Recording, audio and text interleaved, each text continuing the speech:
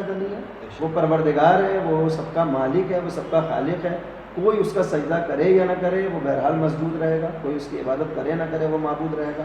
تو یہ جتنی بھی چیزیں ہیں وہ ہمارے ہی فائدے کے لیے ہیں. تو اب میں یہ عرض کر رہا تھا کہ جب پروردگار نے ہمیں اس دنیا میں بھیجا تو اس نے پھر ہماری کچھ ذمہ داریاں رکھی اور یہ کہا کہ ایک رشتہ تمہارا ہم سے ہوگا جو عبد و معبود کا رشتہ کہلائے گا. وہاں پر تمہیں عبادت کرنی ہوگی، اطاعت کرنی ہوگی، جو اوامر ہوں گے ان کو ماننا ہوگا، جو نواہی ہوں گی ان سے رکنا ہوگا. دوسرا رشتہ اس نے خود اپنے وجود کے لیے بیان کیا کہ خود تمہارا اپنے آپ سے بھی ایک رشتہ ہے. وہ کیا ہے؟ انسان کا خود اپنے نفس کے ساتھ رشتہ. یعنی ایک بار یہ کہ وہ پروردگار سے اپنے رشتے میں کچھ باتیں کر رہا ہے، ایک خود اپنے نفس کے لیے کر رہا ہے. کیا کر رہا ہے؟ کہ وہ نفس کہ جو کبھی اگر کھلا چھوڑ دیا جائے تو وہ انسان کو جہنم کے دروازے پر لے کر چلا جائے، اور کبھی یہ نفس اگر اس کی تربیت کر دی جائے تو پھر یہ انسان کو اس مقام پر پہنچا دے کہ معصوم ملائکہ بھی اس کا سجدہ کرتے ہوئے نظر آئیں. یہ انسان کے اوپر ہے. اگر حقیقی معنی میں وہ اپنے نفس کو پہچان لے، اپنے عبد ہونے کی اہمیت کو سمجھے تو پھر ملائکہ بھی اس سے پیچھے نظر آتے ہیں. اور اگر حقیقی معنی میں کوئی انسان اپنی عبودیت کو پہچان لے، اپنے نفس کو جان لے، تو پھر آپ یقین جانیں کہ رسالت جیسا منصب بھی اس کے پیچھے نظر آتا ہے. اور اس کی دلیل کیا ہے؟ کہ جب ہم نمازیں پڑھتے ہیں اور پروردگار نے ہم سے چاہا کہ ہم اپنے نبی کی رسالت کی گواہی دیں تو اس نے کہا کہ رسالت کی گواہی بعد میں دینا، عبودیت کی گواہی تمہیں پہلے دینا ہوگی. اور کیا کہلوایا؟ واشهد ان محمدا عبدہ ورسولہ. ہم گواہی دیتے ہیں کہ پروردگار کے بندے ہیں محمد مصطفیٰ اور اس کے رسول ہیں. تو اب یہ جو انسان کا اپنے نفس کے ساتھ تعلق ہے، اب اس تعلق میں انسان جیسی جستجو کرتا ہے اس کا نفس ویسے ہی اپنی شکل بدلتا رہتا ہے. اب یہاں پر آتی ہے بحث کہ وہ نفس کی صورتیں کیا ہوتی ہیں. قرآن کریم اور انبیاء اہل بیت ائمہ اہل بیت علیہ السلام کی تعلیم کے آئینے میں 3 طرح کے نفس ہمیں دکھائی دیتے ہیں. ایک وہ نفس نظر آتا ہے کہ جو انسان کو برائیوں کی طرف کھینچ رہا ہے. ایک وہ نفس نظر آتا ہے جو انسان کو بہشت کی طرف کھینچتا ہے. اور ایک وہ نفس نظر آتا ہے کہ جو کبھی اچھائی کی طرف کھینچتا ہے اور کبھی برائی کی طرف کھینچتا ہے. ہر ایک کا اپنا اس کا ایک نام ہوتا ہے، ہر ایک کا اپنا کام ہوتا ہے، اور ہر ایک مؤثر ہوتا ہے انسان کے وجود کے لیے اور اس کے کمال یا اس کے زوال کے لیے. وہ نفس کہ جو انسان کو جہنم کی طرف کھینچتا ہے اس کے لیے قرآن کی آیت یہ ہوتی ہے کہ ان النفس لامارۃ بالسوء. یہ تمہارا نفس ہے جو تمہیں برائیوں کی طرف کھینچتا ہے. نام رکھا جاتا ہے اس کا نفس امارہ کیونکہ یہ امر کرتا ہے، بلاتا ہے کس کی؟ خرابیوں کی طرف. لیکن اگر نفس کسی بنیاد پر برائی کر بھی لے، خرابی کر لے، تو پھر اس کے اندر ضمیر کی جو عدالت ہوتی ہے وہ اس کو جگاتی ہے کہ تم نے غلط کام کیا، یہ تمہیں نہیں کرنا چاہیے.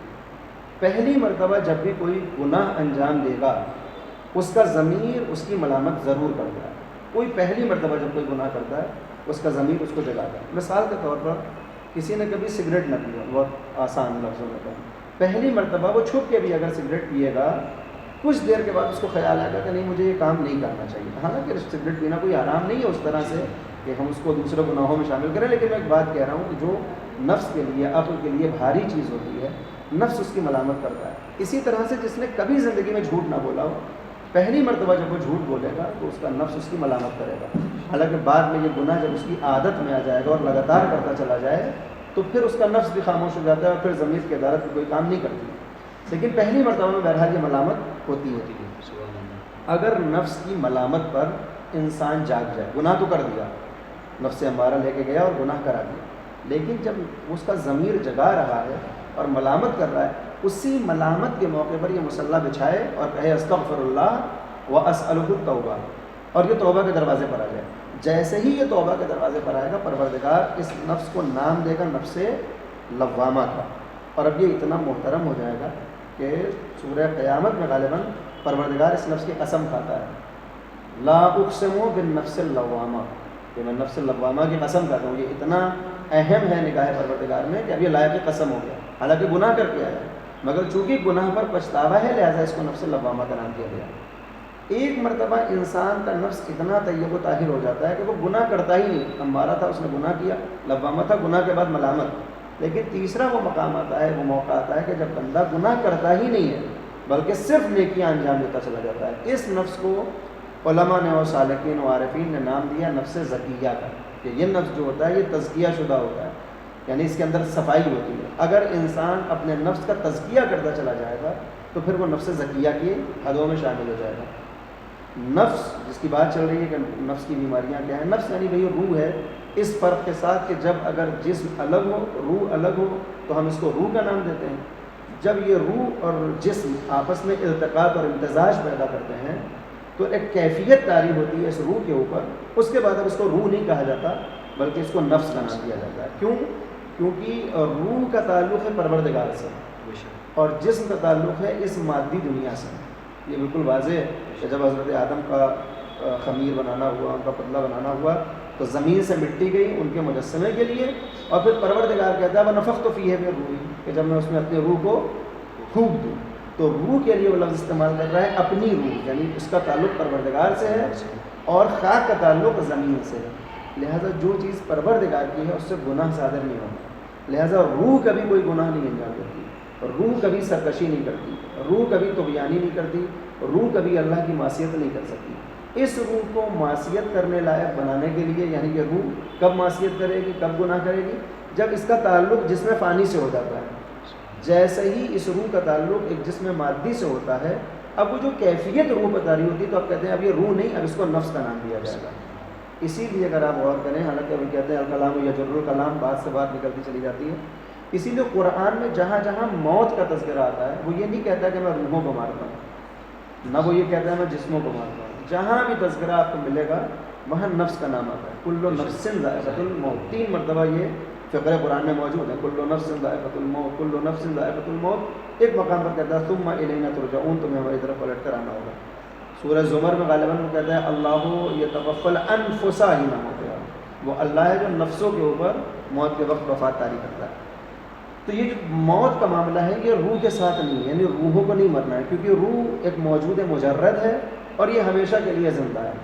اسی طرح سے جسموں کو بھی موت نہیں آنی، کیونکہ اگر جسم مر جائے گا، جسم ختم ہو جائے تو پھر قیامت میں سزا اور جزا کا فائدہ یا نقصان کسے ہوگا؟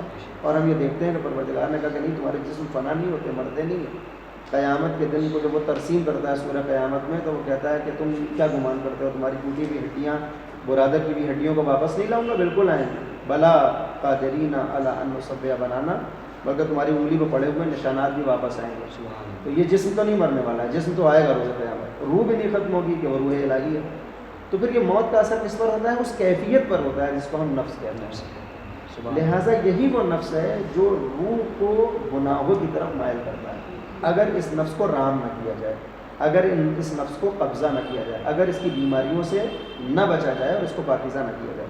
لہٰذا ایک مقام پر مولا کائنات تقوی کی تعریف جب کرتے ہیں، کیونکہ یہ ماہ رمضان مبارک ہے، میں نے آیت بھی پڑھی، ایمان والوں تمہارے اوپر روزہ فرض کیا گیا اسی طرح سے جیسے پہلے والوں پہ کیا گیا تھا، لعلکم تتقون، تاکہ تم متقی اور پرہیزگار بن جاؤ. اس تقوی کی تعریف جب مولا کائنات نے نہج بلاغہ میں کی تو یہی ارشاد فرمایا کہ تمہارا نفس ایک ایسا وحشی اونٹ ہے کہ جس میں کوئی نہار نہ ہو. کوئی اگر وحشی جس کو آپ نے رام نہ کیا ہو اس اونٹ کے اوپر بیٹھ جائیں، وحشی جانور کے اوپر، وہ جہاں چاہے گا آپ کو لے کر چلا جائے گا. لہٰذا فرماتے ہیں اس نفس کو تقوی کی مہار کے ذریعے تم رام کر لو. یعنی جب کوئی ایک باغی جانور ہمارے پاس ہو، ہمیں اس کو قبضہ کرنا ہے تو مہار لگانا پڑتی ہے. تقوی کا کام یہی ہے کہ انسان کیا کرے، اس وحشی جانور کو اپنے قبضے میں لینے کی کوشش کرے.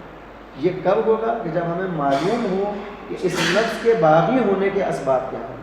یہ نفس باغی کیوں ہو رہا ہے، ان بیماریوں کو پہچانیں، ان برائیوں کو، ان خرابیوں کو دیکھیں اور اپنے وجود سے دور کرتے رہنے کی کوشش کریں. اگر ہم نے ایسا کر لیا تو پھر حقیقی معنی میں ہم بندہ خدا بھی کہلانے کے لائق ہیں، حقیقی معنی میں ہم مومن بھی کہے جانے کے لائق ہیں. لیکن اگر ہم نے اپنے نفس کو نہیں پہچانا، اپنی خرابیوں سے ہم آشنا نہیں ہوئے، اسی لیے علماء فرماتے ہیں، بالخصوص جو عارفین گزرے ہیں وہ کہتے ہیں اصلاح کے لیے سب سے بہتر ذات انسان کی خود کی ہے. آج ہمارے یہاں کو ہوتا ہے کہ ہم صاحب اصلاح کرنا ہے، سماج کو اچھا کرنا ہے، معاشرے کو بہتر بنانا ہے. علماء فرماتے ہیں کہ نہیں، معاشرے اور سماج کو بہتر بنانے سے پہلے سب سے آسان یہ ہے کہ تم اپنے آپ کو بہتر بناؤ.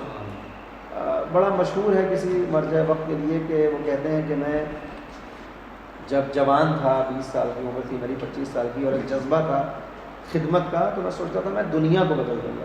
اور میں نے 10 سال تک کوشش کی کہ میں سماج کو بدل دوں، دنیا کو بدل دوں. 10 سال کے بعد میں نے محسوس کیا دنیا بہت بڑی ہے، اس کو نہیں بدلا جا سکتا، میں اپنے شہر کو بدلوں گا. دنیا تو بہت بڑی چیز ہوگی. 10 سال تک محنت کرتا رہا, مجھے سمجھ میں آیا کہ شہر کو نہیں بدلا جا سکتا 10 سال اور خراب ہو گئے. پھر میں نے سوچا کہ میں اپنے گھر کو بہتر بنا لوں گا. دنیا سے بات چلی تھی, کہتے ہیں پھر میں نے سوچا کہ کم سے کم اپنے گھر کو بہتر بنا لوں. 10 برس تک کوشش کرتا رہا, اس نتیجے پر پہنچا کہ گھر کو بھی, سارے افراد کو بھی بہتر نہیں بنا سکتا, اپنے آپ کو بہتر بنا لوں, یہی کافی ہوگا. اب زندگی کے آخری پڑاؤ کے اوپر میں اپنے آپ کے اوپر کام کر رہا ہوں کہ خود کو بہتر بنا دوں.